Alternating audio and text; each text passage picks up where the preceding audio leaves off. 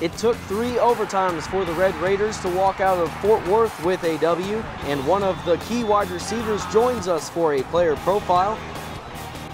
Men's basketball is officially in full swing. We sit down with the new interim head coach, Chris Walker, in the coach's corner, and we introduce you to a new Red Raider as part of our new series, In the Zone.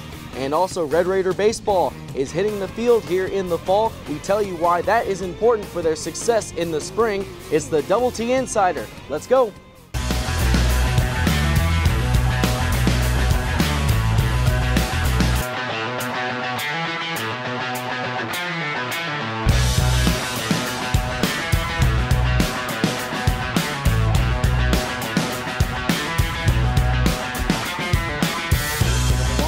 There, and that one goes in. Texas Tech takes the 2-0 lead.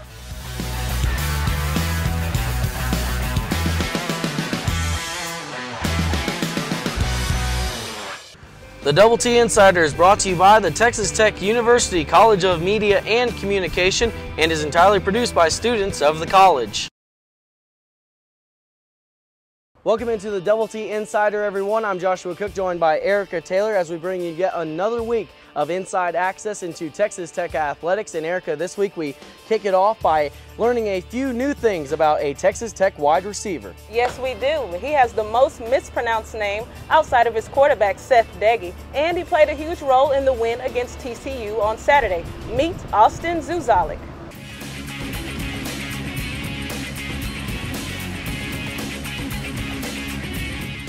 Austin Zouzalik, inside receiver, senior, Lubbock, Texas.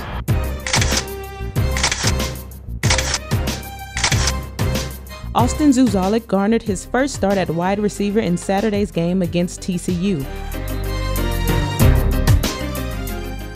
He caught 5 passes for 55 yards, pushing him to 8 catches and 90 yards this season. Zouzalik is also a 2-time first-team academic All-Big 12. I'm Erica Taylor with the Double T Insider, and this week our player profile is Austin Zouzalik. Zouzalik, you see.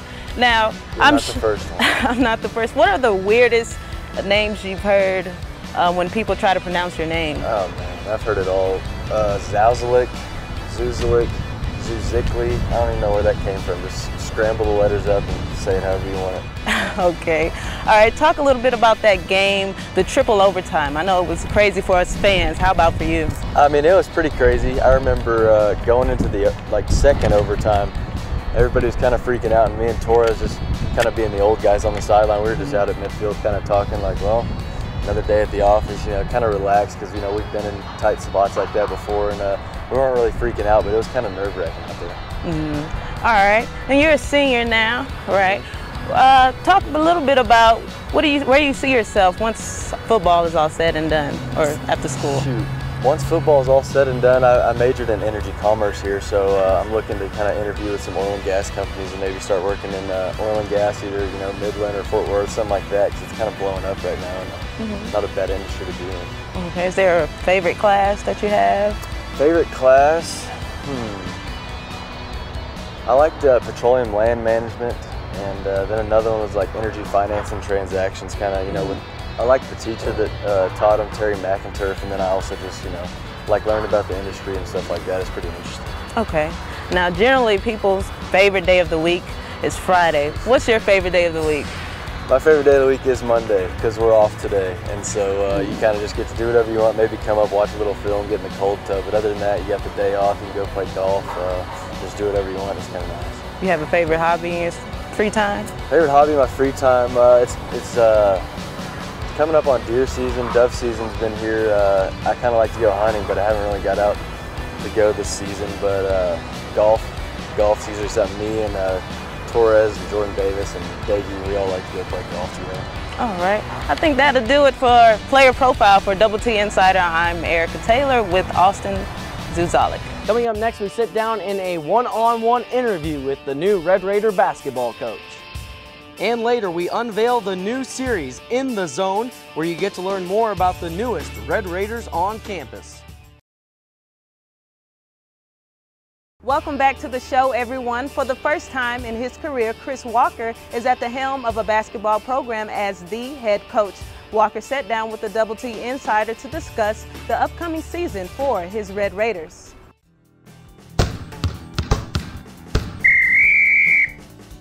Welcome into the Coach's Corner on the Double T Insider. Joshua Cook now joined by Texas Tech interim head basketball coach Chris Walker. Coach, you've been at the helm of this program for a few weeks. How's it been going for you so far? It has been an experience.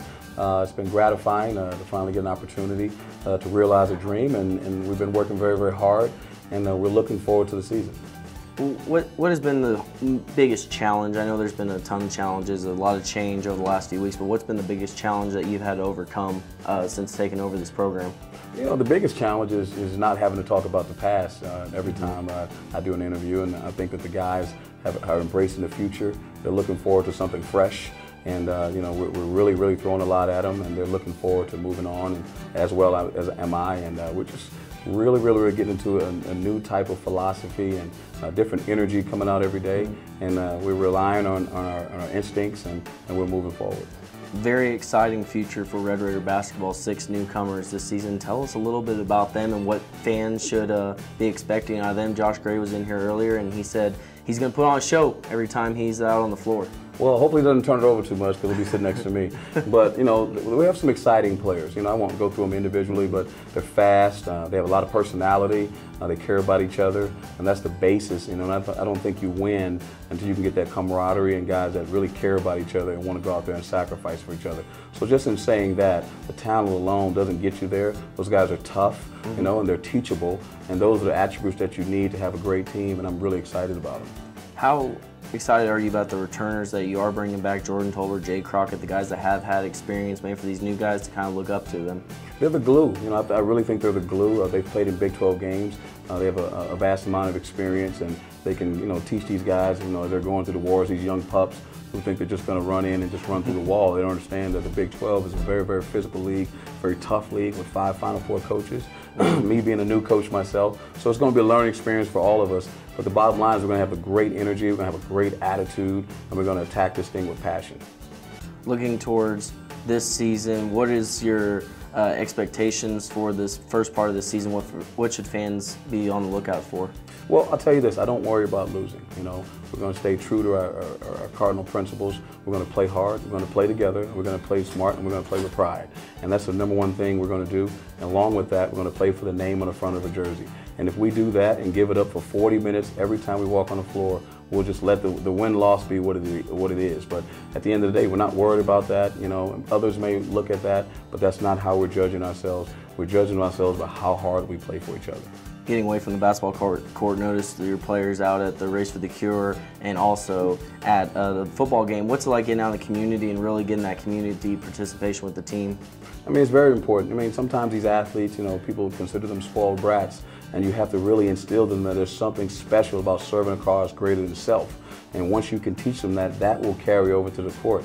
And I also like to tell my players, you never know who's going to meet you for the first time. It could be a little kid who looks up to you. It could be a potential season ticket holder. But that's not the reason to do it. The reason is every person deserves a decent amount of respect, and I want my guys to be respected, and I want people to come to the games not just because they love Tech, but because they love our players and what they stand for.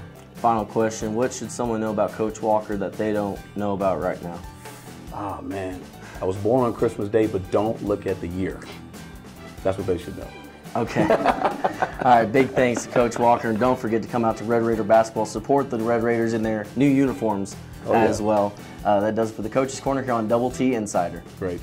In the Coach's Corner, Chris Walker talked about some of the newest faces on the Red Raider basketball team, and now we introduce you to one of those new Red Raiders in our new series, In the Zone.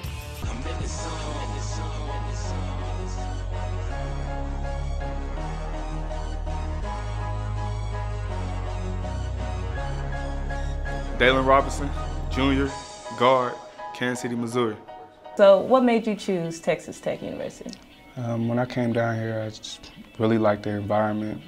I connected with the coach, and also I connected with the players. All right, since you've been in Lubbock so far, you had any favorite hangout spots maybe? I really like going to Chipotle and eating and just chilling. I like to read, so sometimes I'll go up there and read. Okay, what's your favorite book? Right now, it's this basketball book about a young kid growing up not having a family really, and just doing a lot of stuff on his own. And I just think it relates to me a little, sort of, so I like to read. Okay. Awesome. All right, what's one word that best describes your game? Fast.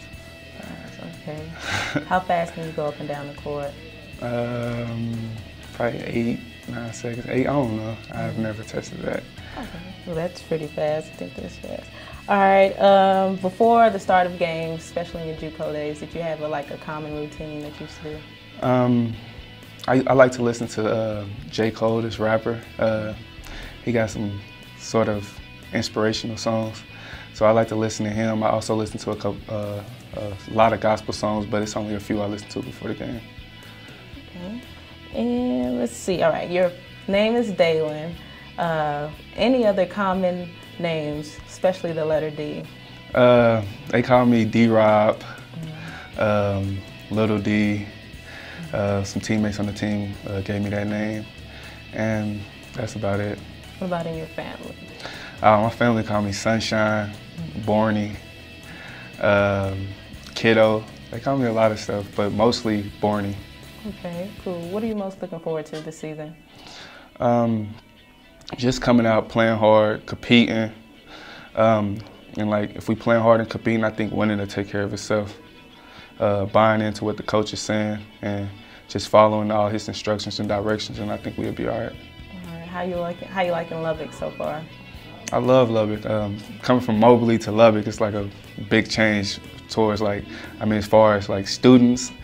So it's like you see one person and you never see them again. So it's kind of crazy. So I'm adjusting to that. Okay. You have a favorite class yet so far? My favorite class would be my communication class, my leadership and communication class. The teacher is, very, she has 3 different characters. She's happy, she'll be sad, and she knows how to play those roles real well. So I really like that class. Okay, and outside of basketball, what can you see yourself doing? Outside of basketball, I can see myself owning a business, traveling, talking to kids, inspiration, coming up from my background and being through the stuff that I've been through and being here now. I think I can talk to a lot of kids and tell them there's a way, All right, Dalen, that's all the questions I have for you. Thank you so much.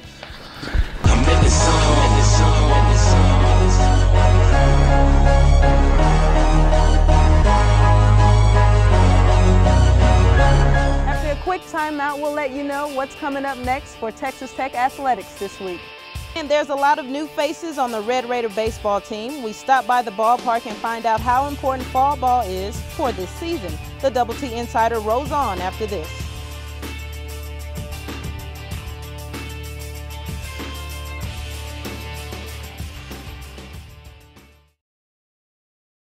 Welcome back to the show, everyone. It might be only fall, but Texas Tech baseball is already starting preparations for their season, as you can see right behind me. With 32 new faces wearing the red and black, there has to be a lot of work done before February 15th when Texas Tech opens the regular season here at Dan Law Field. Blake Silverthorn has the story. The Red and Black Series kicked off fall ball Monday night at Rip Griffin Park. The black team walked away with the win, finishing off the red team 3-0. Tim Tadlock, the first-year manager for the Red Raiders, had this to say. It's hard to group them all together. I mean, there's probably about half that have been, what they are, which is what you really want to get out of them. You just want them to be what they are, not anything more, not anything less. And then there's some that hadn't been what we thought they are. With only 8 players returning to the Red Raider roster, Tadlock knows there is a lot of work to do before this team is ready for spring baseball. A lot of times things change between fall and spring, but I think the effort's there from all of them. Just don't think right now it's not clicking for a few of them. The pitching staff is led by junior Trey Mossick. Mossick struck out 6 batters in just over 3 innings and was excited about taking the mound once again in a game day situation. Yeah, it's huge. We've been scrimmaging for, I think, 5-6 weeks now, and finally get out here and get a true game day atmosphere. It's huge. Don't want guys coming in on opening day and just finally getting their feet wet. It's really good to get a series like the Red and Black series in, where guys, they know just the game day atmosphere and what's all going on. it's not a big league pitching staff. When you start talking about roles, you're not playing 150, 162 games, I mean. So you don't necessarily have to have set roles in that bullpen like you would in a big league game. Returning right-handed pitcher Andre Wheeler was on the mound on Monday night for the Red team and had 4 strikeouts in 2.1 innings. As a returning member to the team, he knows how important this game can be to incoming players. I think it's great for everybody. You know, for the freshmen, they get to see a real game atmosphere, and before they have to in the spring. So I think that helps out a lot. For the Double T Insider, I'm Blake Silverthorn. With the show winding down, let's give you a quick preview of what's coming up for Texas Tech athletics. Lady Raider golf team travels to Wilmington, North Carolina this weekend, competing in the Landfall Tradition Tournament. It's the last tournament of the fall for the team before returning to the links in the spring.